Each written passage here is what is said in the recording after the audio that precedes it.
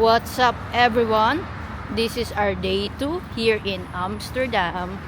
And for today, we have our full day na mag-ikot-ikot sa city ng Amsterdam. Sa Central. So, first thing is, punta muna tayo ng Central. May bus stop dito, malapit sa hotel. Maybe 30 minutes, no? By bus. Or less, mga ganon. Nasa Central na tayo. And then after that, pupunta tayo sa, magbe-breakfast tayo. Pupunta tayo sa food market nila. Kaya samahan nyo kami for today's video. Let's go! Ito guys, yung labas ng hotel. Doon yung hotel natin. Doon. Yan. Tapos dito lang yung bus stop. Yan na. Tumawid lang kami. Bus stop na yan. So, man guys, Ibis City West. Maganda. Pero walang masyadong, ewan ko, hindi kami masyadong nag-explore dito. Pero may train station na malapit. Importante malapit sa mga transport. And guys, nandito na tayo sa Central Station ng Amsterdam. Ito yung train and bus station nila. Grabe, sobrang laki. Parang pang airport na. And baba tayo, punta tayo sa loob. And then, magme-metro naman tayo papunta dun sa Albert Market. Doon tayo magbe-breakfast. Guys, andito na tayo sa Albert Cube Market. Isa daw to sa mga must visit daw pag andito ka sa Amsterdam. Ayan, iikot tayo. Marami pang sarado pero tingnan natin anong pwede makain. Ikot tayo dito. Kabuuan nito. Guys, try natin tong straw waffles. Ayan, from ano daw to, the original Dutch straw waffles. Yan. 4 euros tong ganito kalaki. Pakita ko. 3 euros. Akala ko 4. Original, ayan. So na meron to caramel. Ang kalaki. Ay, mainit. Freshly baked. Try natin. Sarap, mainit pa. Yung kahapon kinain natin na straw waffle, ano na yun? Nakapak na. Straw waffle. Ito, freshly made. Sarap. May iba bang flavors doon. Pwede mo lagyan ng Nutella, marshmallow. Nice, must try. Guys, ito yung next meal namin. Pinaghatian lang namin to. Ito daw must try dito. Tawag dito herring. So, bali may ano siya. May fish, mackerel. Parang mackerel, sardines. Tapos may pickles. Fresh onion. So, must try daw to. Pero, parang kinilaw. Try natin.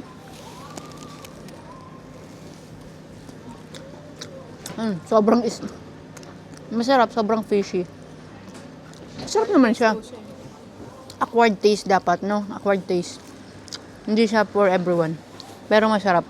Pero para malansa. Pero para masarap din. And this is 350 euros. No? 450 euros. Ano? Daming ano. Kakain ka na ba ng kinilaw sa tinapay? Ito yun. Masarap naman siya. Siguro masarap ito pag may coke after. Dito tayo sa Crema. Dito pa rin tayo sa Albert Market. Coop Market. So, proper siyang coffee shop. Tapos, nakikita din namin sa mga Instagram, TikTok. Umorder tayo ng avocado. So, ayan. Isang pistachio and isang cream. Ayan. Pakita ko lang. Ayan. Tigisa kami ni Grace. Bali, yung crema is 550 euros and then pistachio is 6 euros. Yan, no?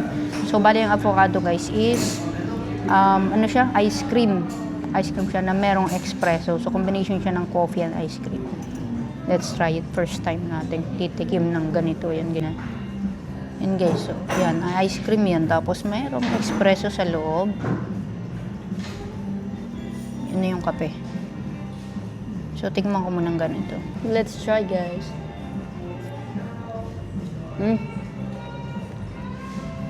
Sarap. Grabe yung lasa ng espresso. Ang tapang.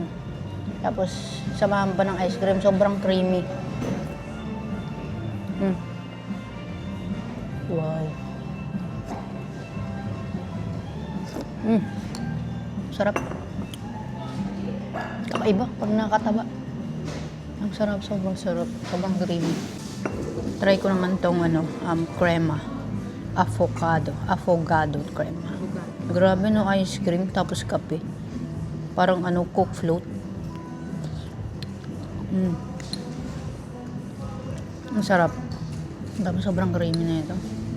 Parang 5,000 calories agad. Paano ko kumakain? Hey, natap mo. Open mo. Pull mo.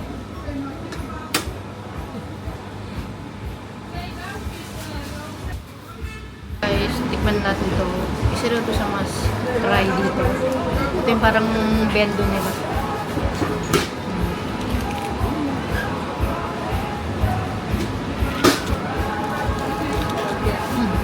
Init pa, ang sarap. Parang siya may twist sa loob. Very meaty yung lahat. Sarap. Ako pag rin ito, masarap din.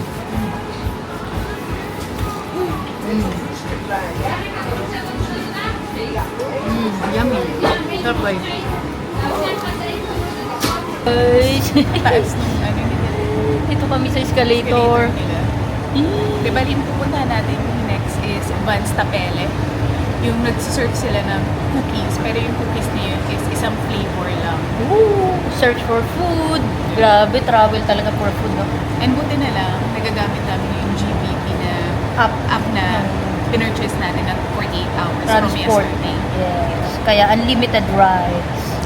Let's go! So, ayan. Paakyat ulit kami kasi naligaw na naman kami.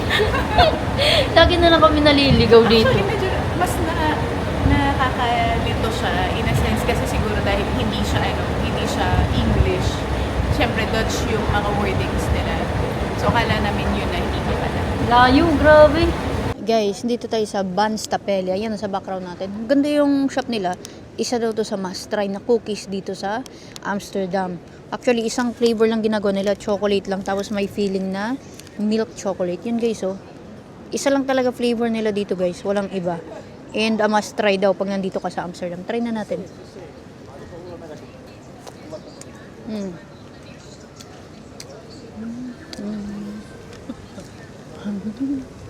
Ang sarap. Matamis pero ayun, ulan na tayo. Ano ba yung chewy, gooey from the inside. Medyo crunchy sa outside. And masarap guys.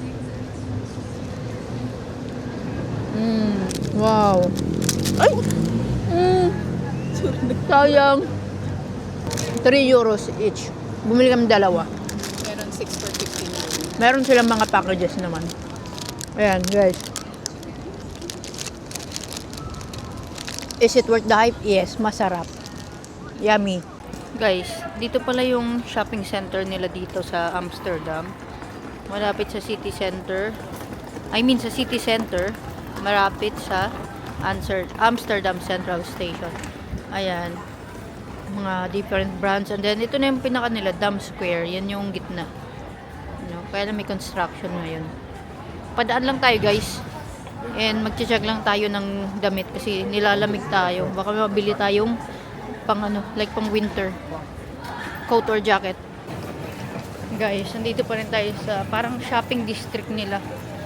Malapit lang talaga to sa Central Station. Napakaraming shops. Napakaraming shops dito. Tsaka medyo umukay na yung weather. Hindi na umuulan.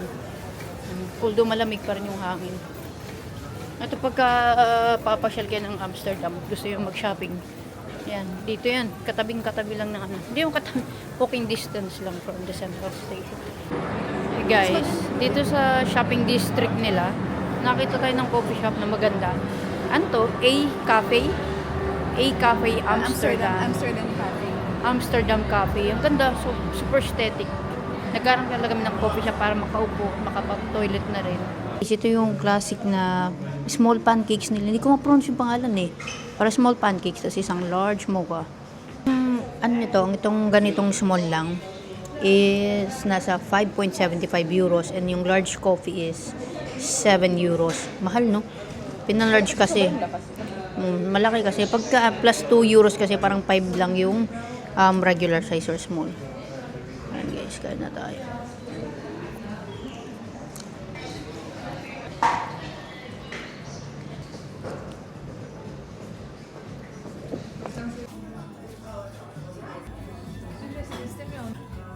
Guys, dito tayo sa Amsterdam Cheese Company.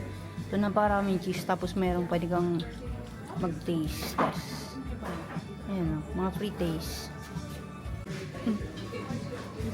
Laki ng ano nila.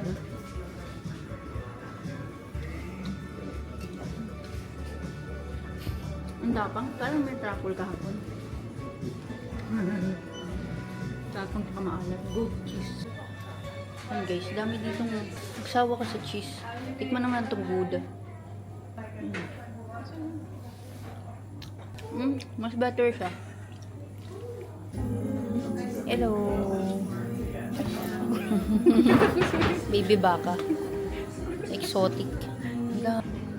Yun. Ang tamis to.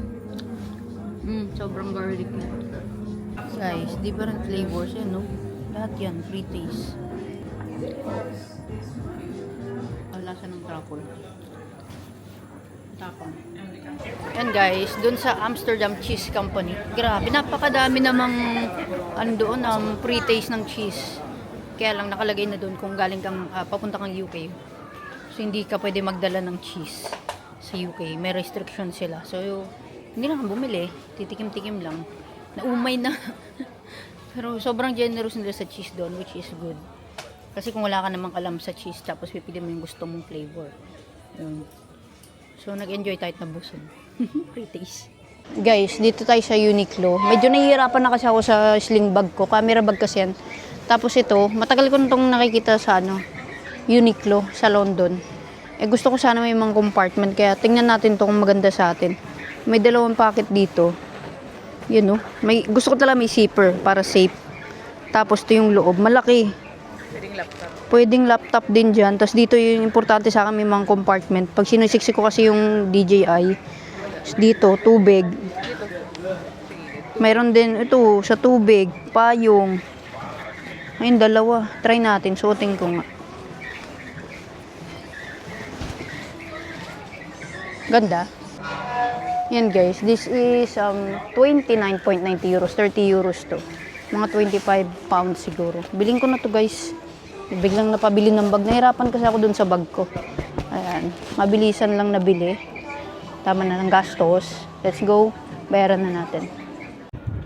Guys, yung nasa background ko, ayan, Magna Plaza. Isa siyang shopping center. And it's from 1899. Imagine, more than centuries. Grabe. Napakagandang tawag dyan. Architecture, yun. I'm lost for words. Tara guys, kasi pasok tayo doon. Mamamasyal na naman tayo. Hindi na pala tayo natuloy doon sa pagsakay ng ferry. Kasi umuulan-ulan eh.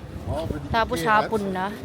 Pasok tayo dito sa shopping center ng Magna Plaza para makapasyal tayo, 'di ba? Amazing. Ang ganda dito, guys. As in, parang alam mo, parang ka nasa ibang bansa. Pero guys, ang ganda lang. Kaya lang under construction pala yung second floor. Yun, no? Sarado. So, tingin tayo sa baba.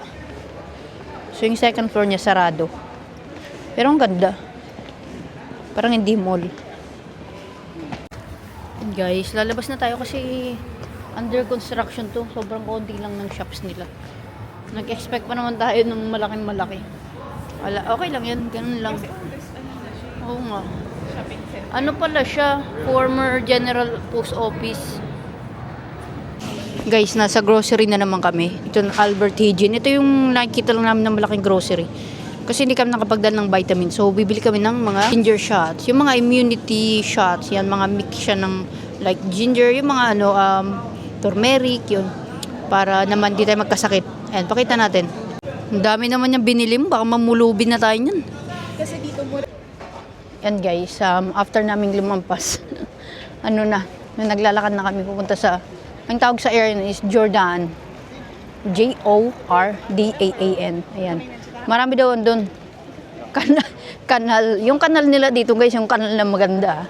Yung mga aesthetic na kanal. Tapos yun, pag Amsterdam, known sila sa mga canals. And then yung mga bikes. Sobrang daming bikes. Tapos yun nga, magpipicture-picture lang kami doon guys. Ayun, naglalakad-lakad na lang kami dito sa Amsterdam. Hapon na rin. Mga 5 p.m. na. Pero maganda pa rin yung araw. Thank God. Thankfully. Umaraw din. Yan guys, oh. Napakadaming bikes. As in. Ayan, no. Hindi mo mawalan ng bikes. So, marami, ay sabi nga daw, mas marami pa daw bikes kaysa tao dito. So, sino may-ari ng bike? Mga tao din. Ayan, oh. Grabe yung bike, oh. Siguro hindi na uso nakawan ng bike dito kasi napakadaming bike. Iba nga tinatapon na nila Natapon? dun sa canals nila. Tapos parang everyday. Ang dami Everyday na. naglilinis sila ng kanal. Oo. Ang dami pa rin. Yun, ang dami nagbabike. Sa London guys, ang daming bike theft. Talagang mataas yung bike theft doon.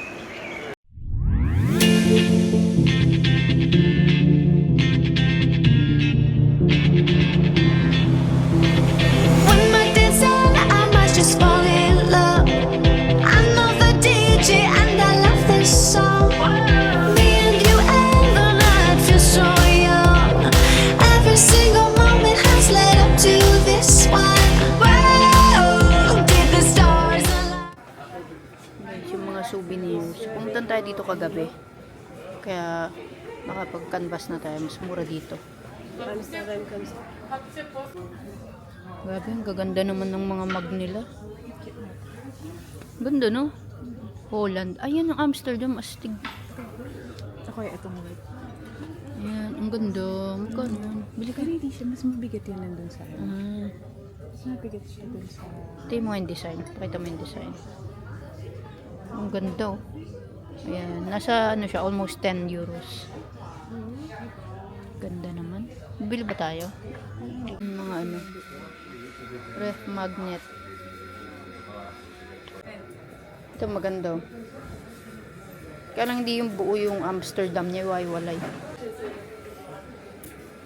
Ito guys, piliin natin ito, maganda to. Guys, build din tayo ng adapter. Kasi isa lang yung ano natin, plug. Para makapag-charge tayo ng maayos mamaya. Oh, maganda yan. Maganda pa yan. Ayan.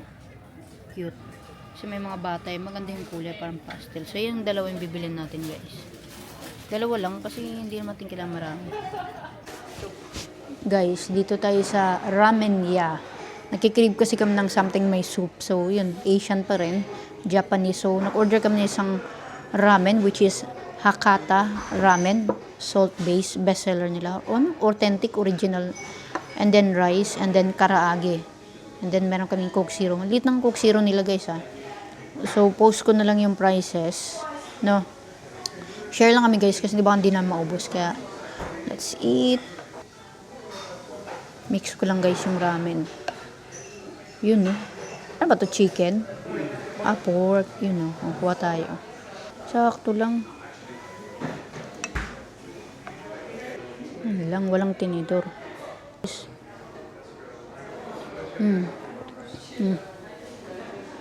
That's so good. Ang sarap. Sarap, no? Lasang-lasa yung pork broth. Kailangan talaga, kasi from morning, kinain namin mostly mga snacks, tapos coffee. Yun, so, I would say na wala kaming proper meal. Kaya gutom na talaga kami. Ito na yung dinner namin. And late lunch and dinner. Kain po.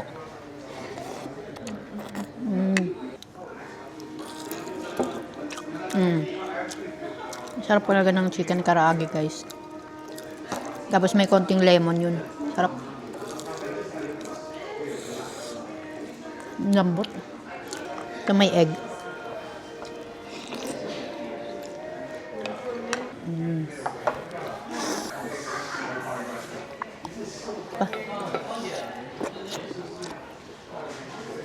And rice.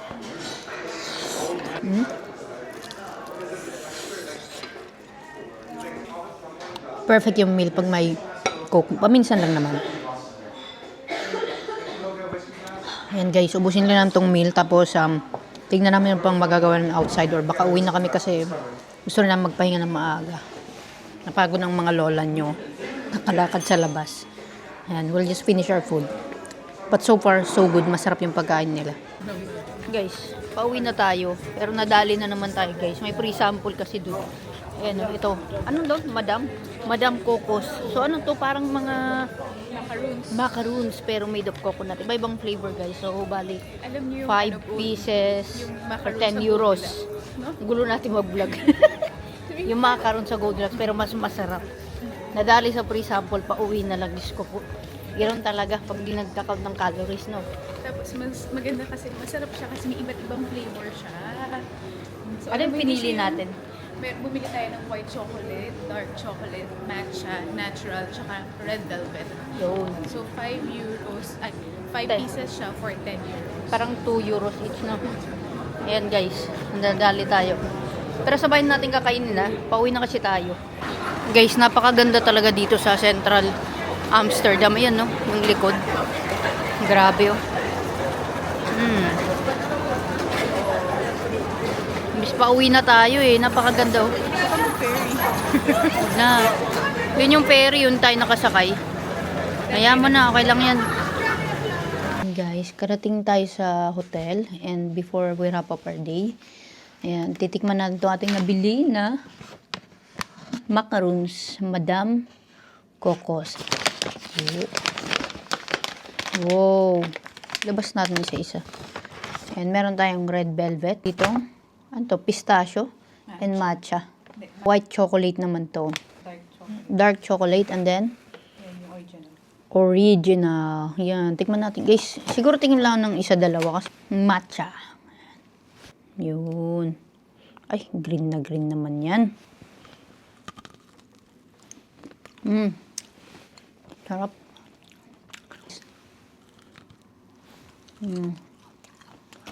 Ito lang, red velvet. Ayaw na kumain, guys. Talagang suko na for today. Grabe, oh. May white chocolate pa nasa gilid lang.